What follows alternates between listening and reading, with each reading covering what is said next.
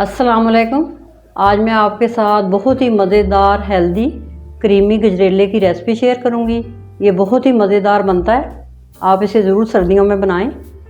सबसे पहले आप मेरे चैनल को सब्सक्राइब कर लें, मेरी वीडियो एंड तक देखें ताकि आपसे कोई चीज़ मिस ना हो जाए। चलें रेसिपी स्टार्ट करते हैं। क्रीमी गजरेला बनाने के लिए मैंने फ्रेश दूध लिया है 2 किलो। दूध के अंदर चावल जाएंगे बॉयल किए हुए 2 कप, ये दूध के अंदर ऐड कर देंगे। अब इसके अंदर गाजर ऐड करेंगे। गाजरों को मैंने ग्रेट कर लिया है। 1 किलो मैंने गाजर लेके गाजरों को अच्छी तरह वॉश करके ग्रेट कर लिया है। ये ऐड कर देंगे दूध के अंदर। अब मैं दोनों चीज़ों को अच्छी तरह मिक्स कर लूँगी दूध के अंदर।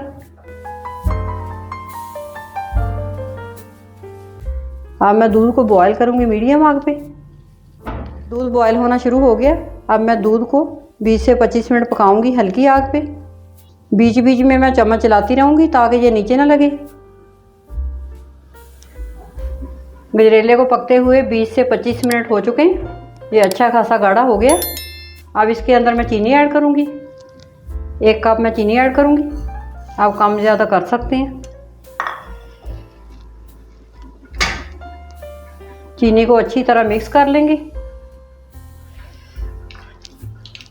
अब चीनी अपना पानी छोड़ेगी और चीनी का पानी मैं खुश्क कर लूँगी। 5 मिनट लगेंगे पानी खुश्क होने में।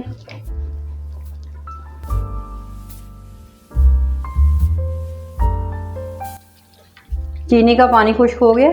चीनी का पानी खुश्क होने में 5 मिनट लगे। अब इसके अंदर मैं खुश्क दूध ऐड करूँगी 2 टेबल स्पून। साथ ही मैं फ्रेश क्रीम ऐड करूँगी आधा कप। साथ ही मैं इलायची पाउडर ऐड करूँगी 1/2 टीस्पून। क्रीम से बहुत ही मज़ेदार और क्रीमी गजरेला हमारा तैयार होता है। इन सारी चीज़ों को अच्छी तरह मिक्स कर लेना है।